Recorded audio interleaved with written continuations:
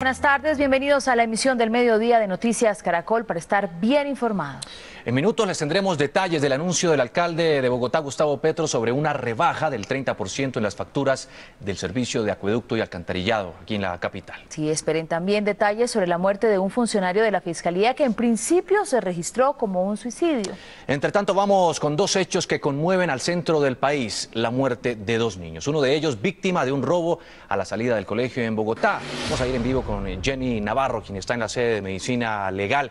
¿Qué se sabe sobre este caso, Jenny? Buenas tardes. Buenas tardes, Juan Diego, buenas tardes a todos. Lo que nos han contado algunos de los familiares, con excepción de los padres que están profundamente doloridos con el hecho, es que el niño salió hacia las 7 de la noche en su barrio, el Danubio Azul, hacia otra casa, la de un compañero, a la que le había prestado un cuaderno de tareas. Y él de regreso venía con su amiguito en la bicicleta. Los intersectan tres hombres, al parecer, según lo que comentan los familiares, y uno de esos hombres le asesta esta puñalada mortal al niño de 16 años.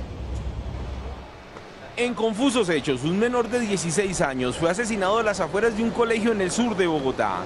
Inicialmente, los testigos y familiares manejaban dos hipótesis del crimen. La primera versión hablaba de un posible atraco al menor que transitaba por la carrera quinta con calle 44 Sur, cuando un delincuente lo abordó, le quitó sus pertenencias, su bicicleta y luego lo apuñaló.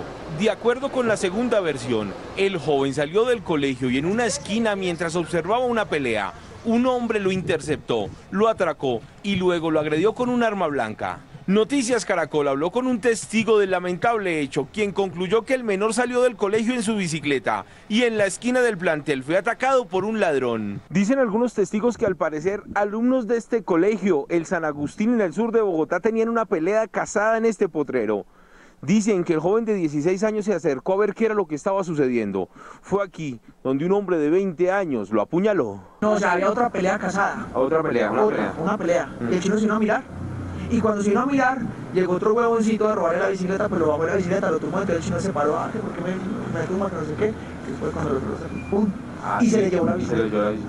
Dicen que el delincuente, que al parecer es un habitante de la calle, luego de agredirlo huyó con la bicicleta y por las estrechas calles del barrio San Agustín. Los habitantes del barrio, al ver al joven herido, lo trasladaron hasta el hospital del Tunal, donde minutos más tarde falleció. Familiares y amigos del estudiante permanecieron frente al hospital en busca de una respuesta de las autoridades. Por el crimen no hay personas capturadas. Y precisamente han pedido los familiares, especialmente su padre y su tío Luis, que este crimen no quede en la impunidad, que sean hallados los responsables, y así hablaron de las que creen son las circunstancias del asesinato del menor. La familia del menor de 16 años es poco lo que sabe sobre las circunstancias en las cuales fue asesinado el niño de una puñalada anoche en el barrio El Danubio Azul, sur de Bogotá. Pues la verdad nosotros sabemos poco porque estábamos en la casa y cuando llegaron fue con la noticia que habían apuñalado al muchacho y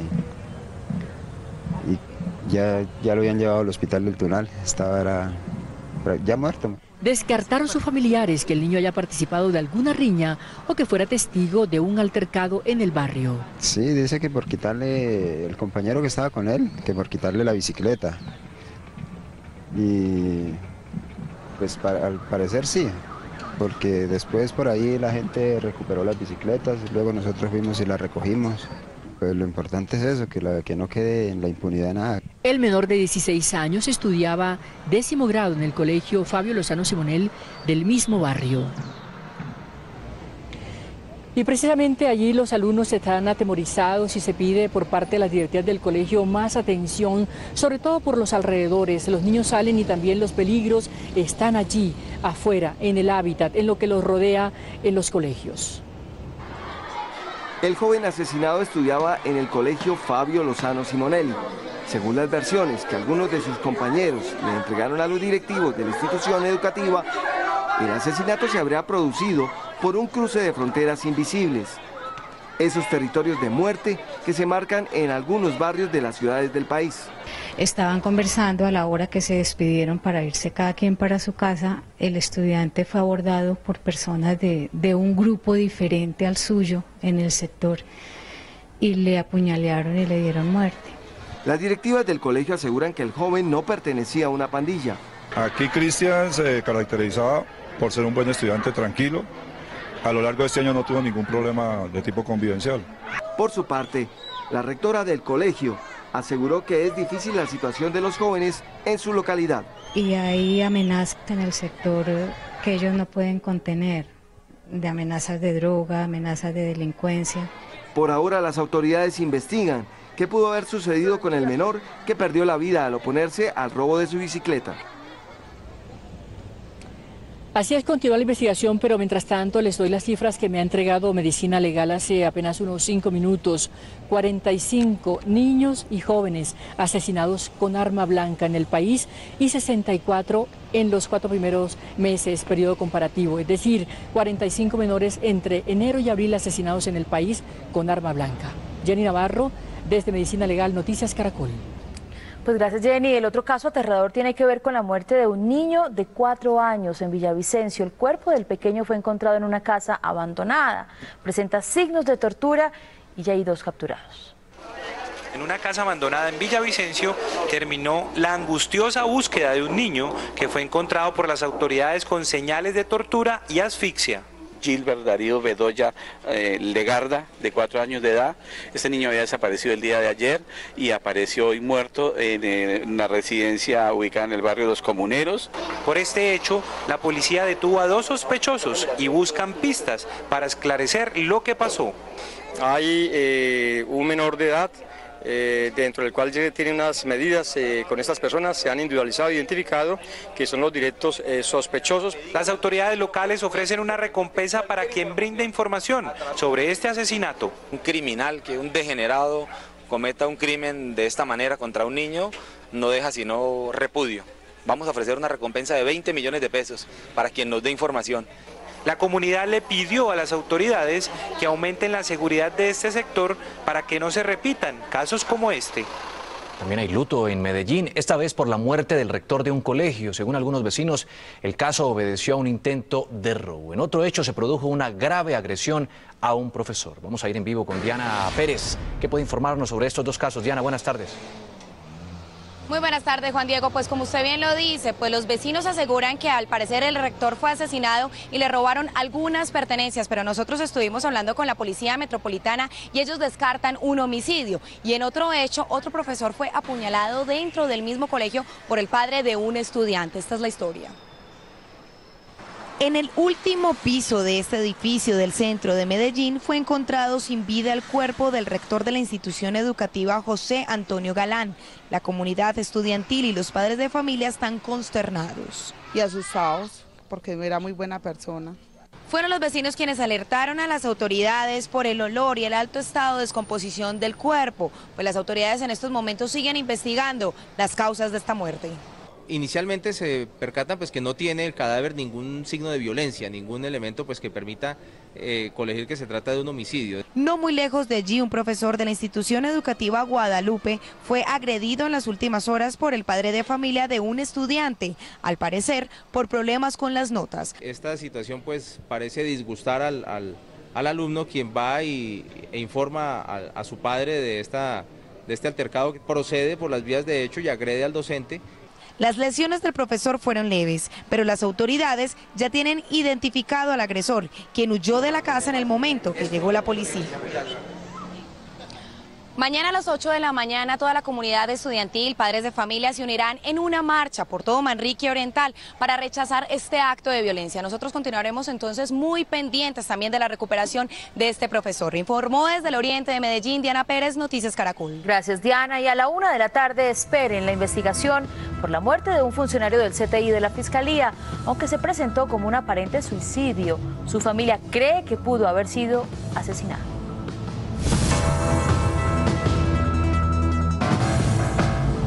Los ladrones siguen ensañados con los colegios en el Atlántico. Esta vez en el municipio de Baranoa se llevaron hasta las puertas y techos de un plantel. Vamos a ir en vivo con Argemiro. ¿Hay pistas sobre los delincuentes? Buenas tardes, Argemiro.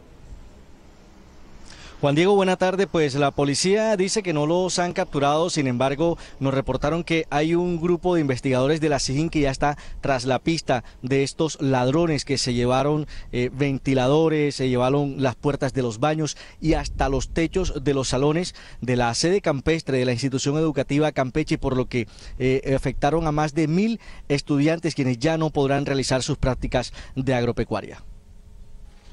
Desvalijado quedó el Colegio Agropecuario de Campeche en Baranoa Atlántico.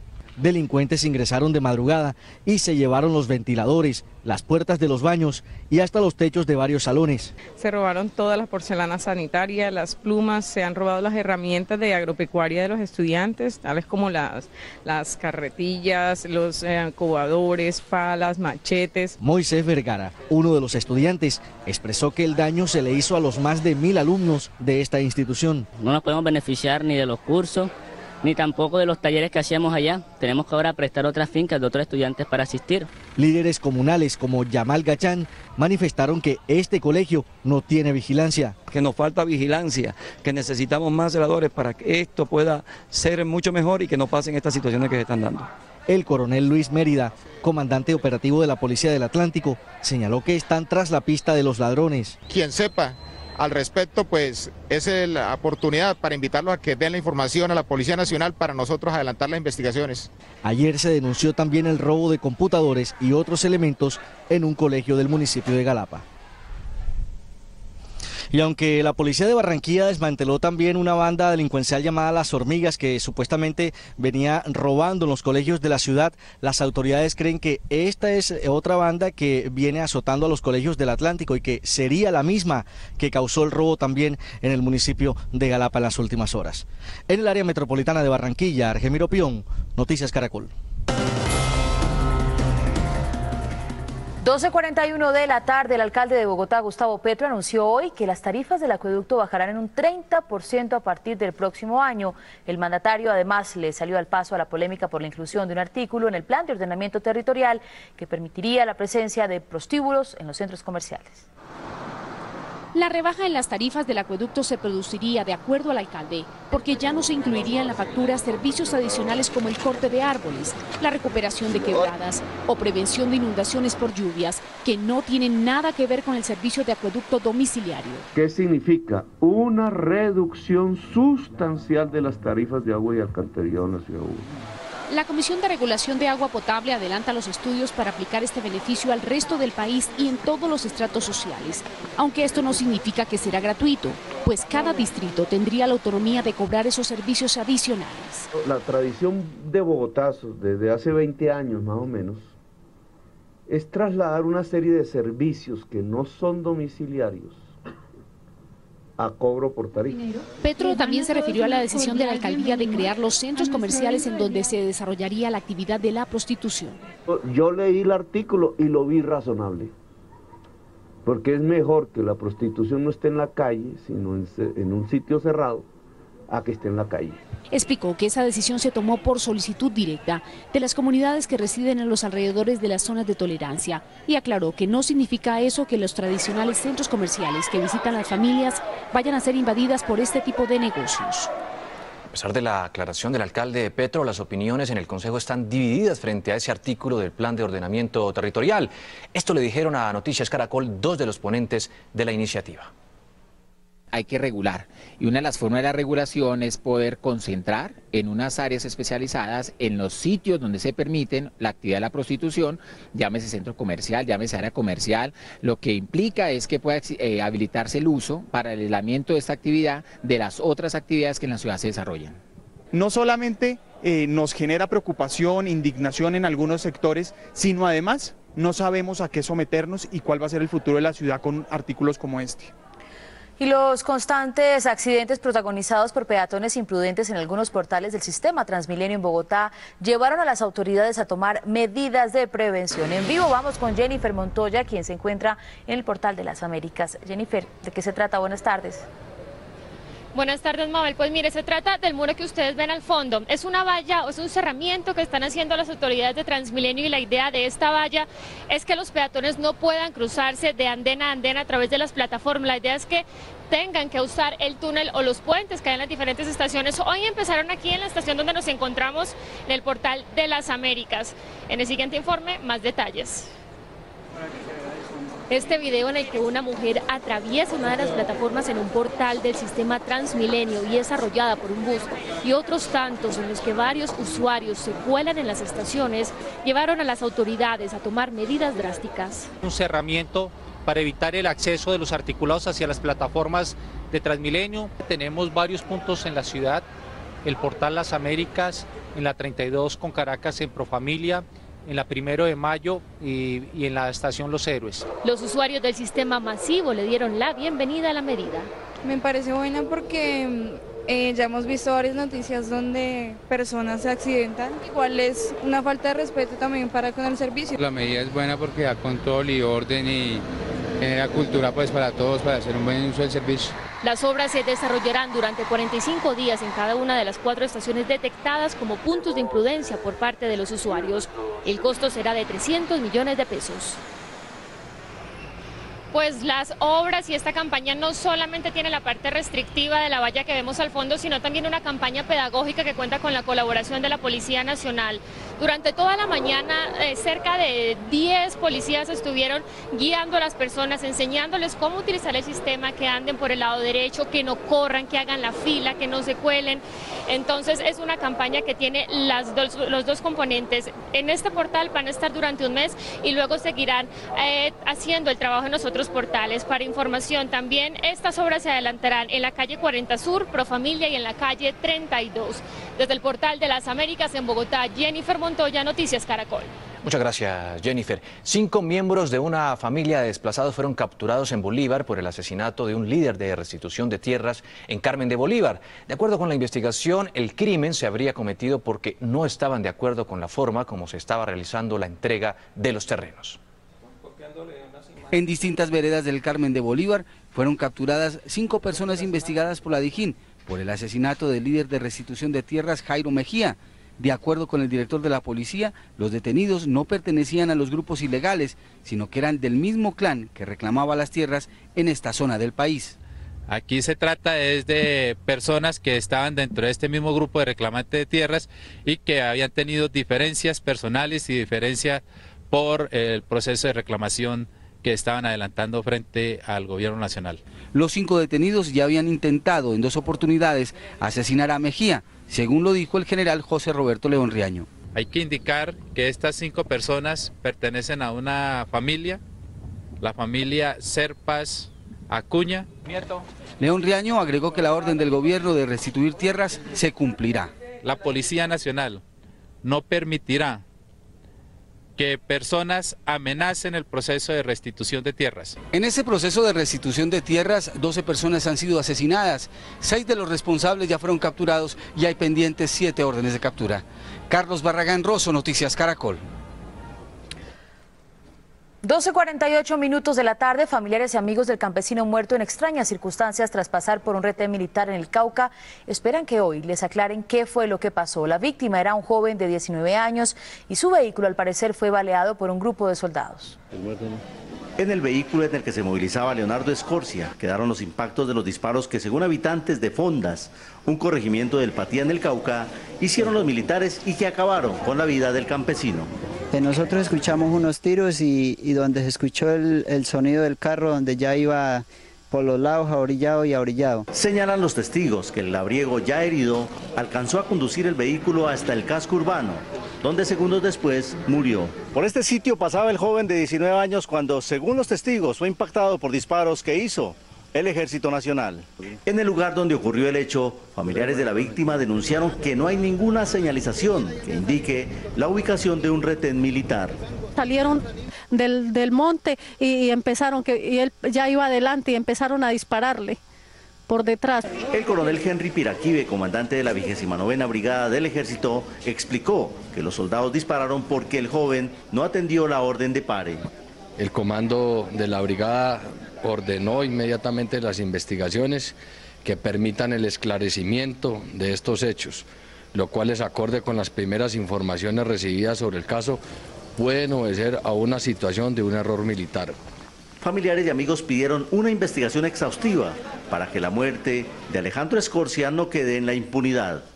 Una grave crisis carcelaria se vive en Antioquia. El IMPEC no tiene para dónde enviar a los detenidos luego de que una orden judicial prohibiera el ingreso de más internos a las cárceles del Pedregal y Bellavista. Las autoridades decretarían la emergencia sanitaria en los calabozos del Palacio de Justicia. Juan Pablo López nos tiene la información. ¿Es tan grave la situación? Juan, buenas tardes. Juan Diego, buenas tardes. Es gravísima, de absoluta preocupación por parte de las autoridades. En los calabozos del Palacio de Justicia es donde se han venido trasladando los internos y los detenidos, porque no se pueden entrar ni a Bellavista ni a Pedregal, que son las dos principales cárceles en el departamento de Antioquia. Pero en unos calabozos que son con capacidad casi para 40 personas, en este momento hay 116 en condiciones infrahumanas. Algunos hace 22 días, estos son calabozos de paso solamente para las audiencias, algunos están hace 22 días sin poder ver la luz del sol, sin poder ver a sus familiares, y esto fue lo que nos encontramos, estuvimos precisamente ahí en los calabozos. Estas son las condiciones en las que tienen que vivir cerca de 120 detenidos que permanecen, algunos hace 22 días, sin ver la luz del sol en los calabozos del Palacio de Justicia de Medellín. Llevamos más de 20 días, hermanos, sin ver el sol, sin una llamada. No sabemos nada de la familia, nada de las condiciones en las que estamos durmiendo. Por momentos los ánimos se alteran en las celdas ante el desespero de los detenidos. Llame al IMPEC, llame al que tiene que ver con nosotros, que nos respeten los derechos, llave. A lo bien. Familiares de los 116 detenidos en las celdas de paso del Palacio de la Justicia de Medellín decidieron bloquear el ingreso a las instalaciones. Exigen un trato digno a los internos y una respuesta inmediata por parte del IMPEC ante el cierre de las cárceles Bellavista y Pedregal. Que se los lleven para una cárcel buena, donde puedan tener su alimentación, el sol, medicamentos, médicos, buen trato. La directora regional del IMPEC aseguró que la situación es provocada en buena parte por las decisiones judiciales de cerrar los centros penitenciarios de Bellavista y Pedregal. Sabemos que no es la solución, porque es justamente esto lo que se genera una problemática de seguridad ciudadana. Según la Personería de Medellín, se podrá declarar la emergencia sanitaria en el lugar para impedir el ingreso de más detenidos. Con respecto a este tema, también la directora del IMPEC nos ha dicho que hace más de 15 días se hizo una impugnación ante los jueces para que levantaran la medida que fue ordenada por una acción de tutela. Sin embargo, pues esta respuesta no ha llegado todavía. Vamos a ver qué pasa y estamos pendientes de esa información. Cambiamos de tema. Se presentaron disturbios también ayer al término del partido entre Nacional y Medellín por Copa Postobón. 4 personas resultaron heridas, entre ellas un menor de 11 años que fue llevado hasta el Hospital General de Medellín con algunas heridas por arma blanca en sus glúteos. Esto puede ser una respuesta también, según han analizado expertos, a las medidas tomadas por la administración municipal en los últimos días, esto de que las barras de los equipos visitantes no pueden ingresar a la ciudad, y además una fecha de sanción que fue decretada también para el Atlético Nacional en la próxima fecha contra el Deportivo Pasto. Todavía se han planteado medidas extremas, como por ejemplo cerrar definitivamente el estadio Atanasio Girardot, y se están evaluando también otras medidas de seguridad aquí en la ciudad de Medellín. Información desde la capital de Antioquia, Juan Pablo López, Noticias Caracol.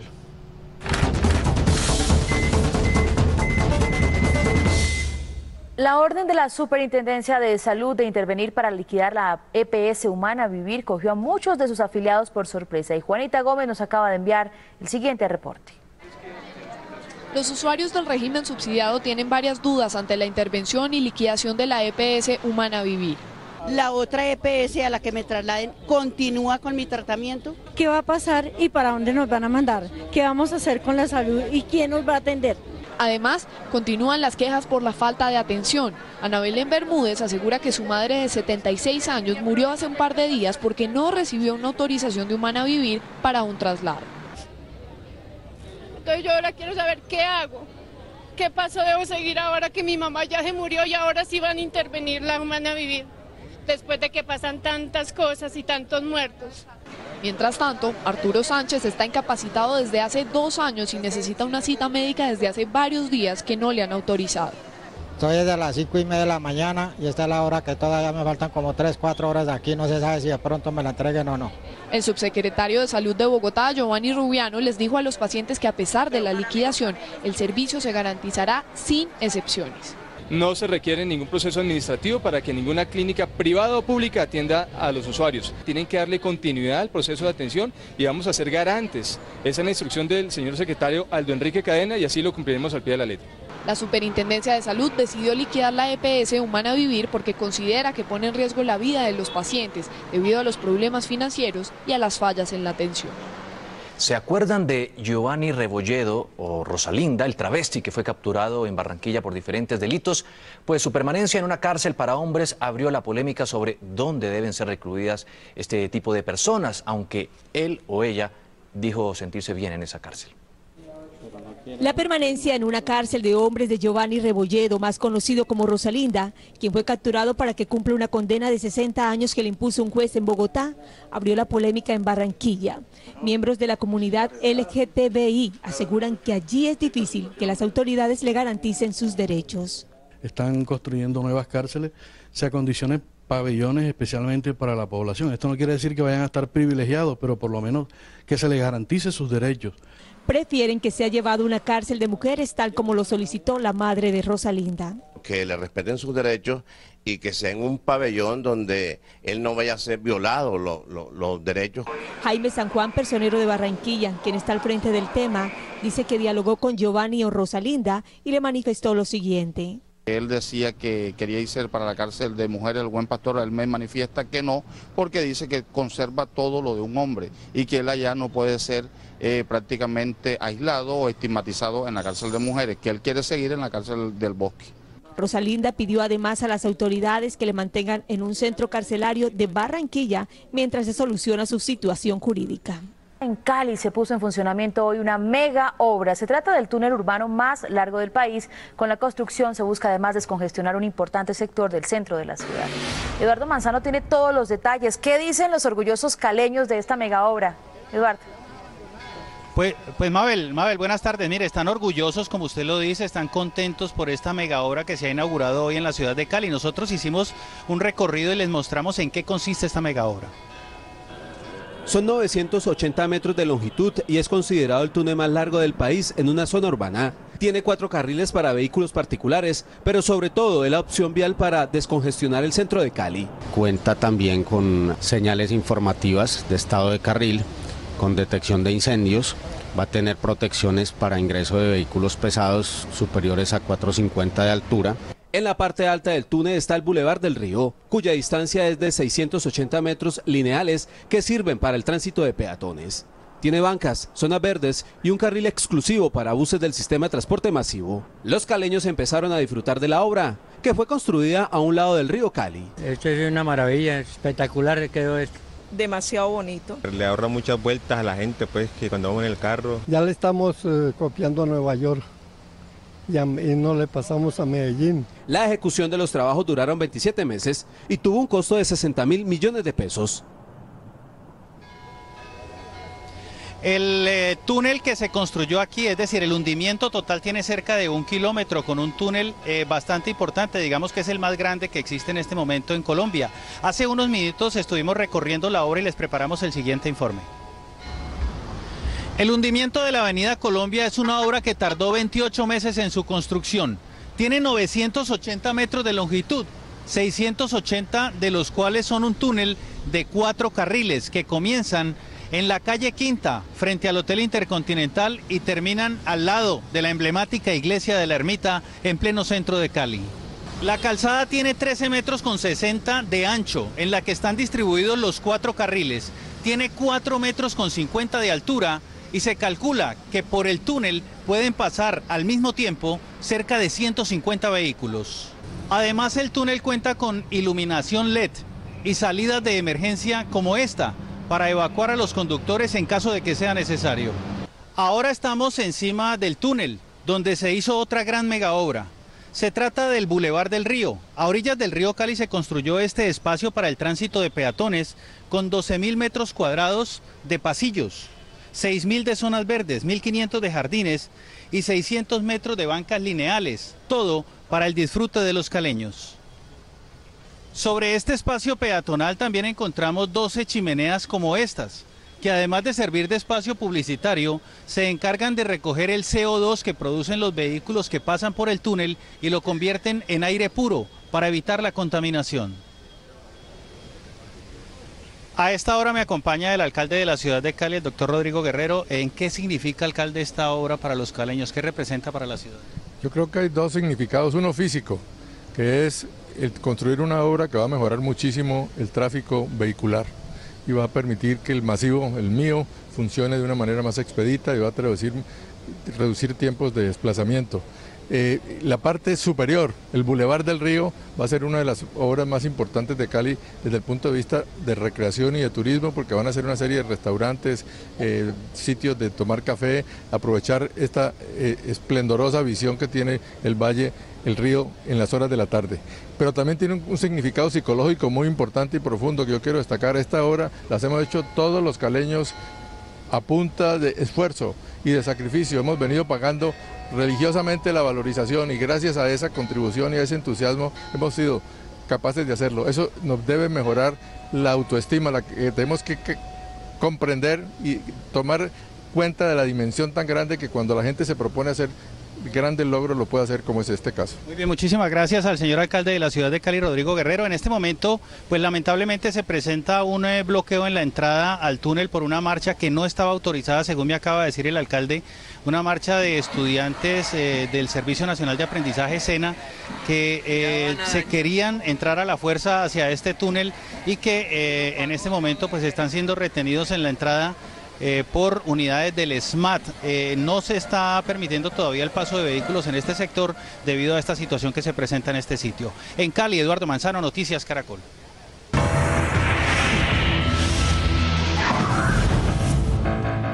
Funcionarios de la Fiscalía General de la Nación están conmocionados por la extraña muerte de uno de sus empleados la semana pasada en Bogotá. Inicialmente se dijo que se trataba de un suicidio, pero su familia asegura que pudo haberse tratado de un crimen. En vivo vamos con Julián Ríos. Julián, ¿por qué la familia no cree mucho en la versión del suicidio? Buenas tardes. Bueno, pues precisamente primero porque dicen ellos que en el cuerpo de José Darío Restrepo, el agente del CTI que estaba adscrito al sistema de protección de la Fiscalía General de la Nación, su cuerpo apareció con signos de tortura y golpeado. Y segundo, dicen ellos que incluso adelantaron su propia investigación porque los padres de esta persona también trabajan en la Fiscalía General de la Nación.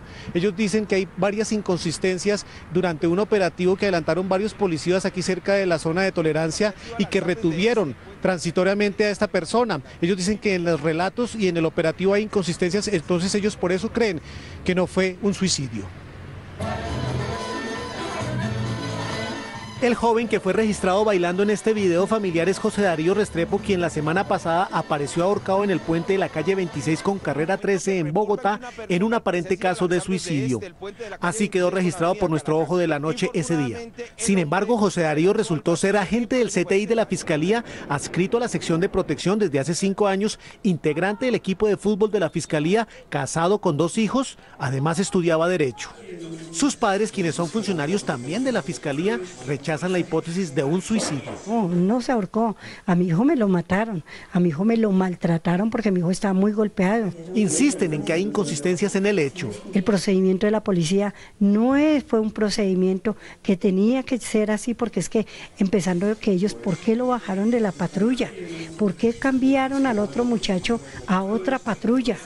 ¿Por qué el agente, el patrullero que fue y legalizó la orden de captura del compañero de mi hijo, por qué se llevó la maleta para la casa de él? El jefe de protección de la Fiscalía, Jorge Rojas, al igual que muchos de los funcionarios que conocían de cerca a Restrepo, ponen en entredicho la versión del suicidio. Y su comportamiento, pues eso se basa uno también en los comportamientos, y los comportamientos pues eran de una persona normal. Otras versiones señalan que esa noche el agente del CTI fue detenido con otro joven en el centro de Bogotá después de un confuso hecho en el que Restrepo tuvo que hacer un disparo ante un intento de atraco. Minutos más tarde, su compañero fue detenido y él apareció muerto. Hace pocos minutos hablamos con voceros de la policía aquí en Bogotá. Ellos nos han dicho que ya están al tanto de este caso y que van a averiguar qué fue lo que sucedió durante la retención y los minutos después de que quedó libre esta persona. Sin embargo, Medicina Legal es la que tiene la última palabra. Desde el centro de Bogotá, Julián Ríos, Noticias Caracol. Gracias, señor. Y las autoridades encontraron planos en la cárcel La Picota de Bogotá en manos de las FARC. Así lo denunció la ministra de Justicia, Ruth Estela Correa, durante un foro en el que se discutió la crisis por hacinamiento en algunas cárceles del país. El jefe de la cartera de Justicia dijo que investigan el hallazgo de los planos de uno de los principales centros penitenciarios de Colombia. También se refirió a los problemas por los traslados de reclusos a los centros de salud y aseguró que se buscará crear establecimientos de atención básica en las cárceles y coordinar con las empresas de celulares el bloqueo de las señales. El municipio de Acandí, Chocó, permanece paralizado por falta de energía. Por esta causa, desde hace 3 días, habitantes y comerciantes mantienen las protestas. Tampoco hay combustible para la única planta que surte a esta zona del departamento. La emergencia también afecta allá completo al sector turístico de Capurganá y Sapsur.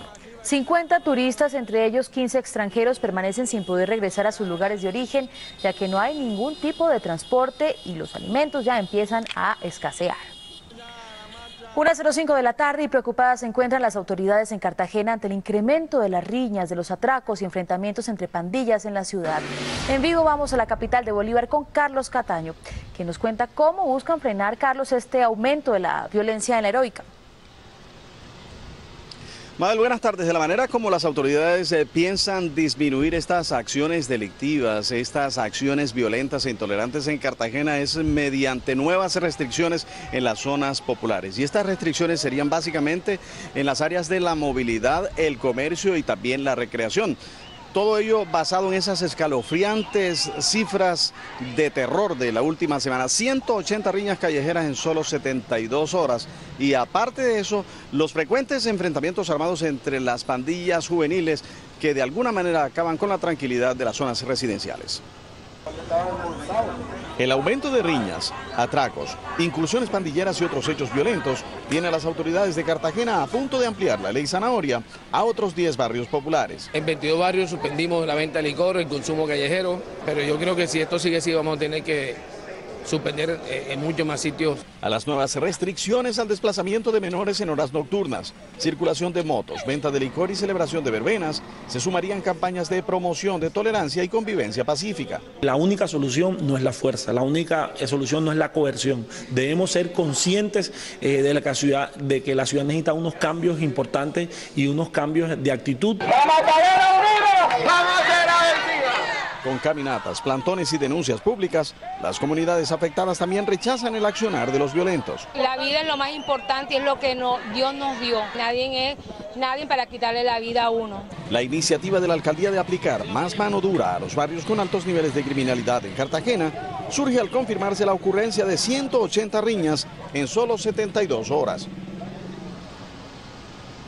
Y tal vez el hecho que rebosó la copa de las autoridades locales es el reciente enfrentamiento de pandillas, pero en el exclusivo sector de Boca Grande, donde funciona el complejo turístico y hotelero más importante de la ciudad. Por el momento, toda la información, sigan ustedes en Bogotá.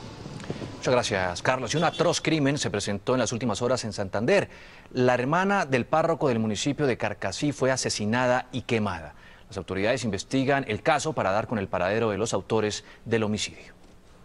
Según el coronel Edgar Nieto, comandante de la policía en Santander, en esta finca del municipio de Carcassí fue donde asesinaron a la mujer de 65 años, hermana de uno de los sacerdotes de la localidad. Inicialmente las primeras versiones que al parecer esta señora fue muerta por arma blanca, heridas de arma blanca, y al parecer por pretender borrar alguna evidencia prendieron fuego al cuerpo. Las autoridades investigan si el atroz crimen fue por una venganza familiar. Estamos ya recién entrevistando al señor Pedro Elías, al padre, para que nos amplíe más la versión sobre esas posibles amenazas. Obviamente que todo es parte de investigación. A esta hora, un grupo de la Fiscalía recopila las muestras en la finca para esclarecer el crimen. El cuerpo de la mujer se encuentra en medicina legal en el municipio de Carcassí.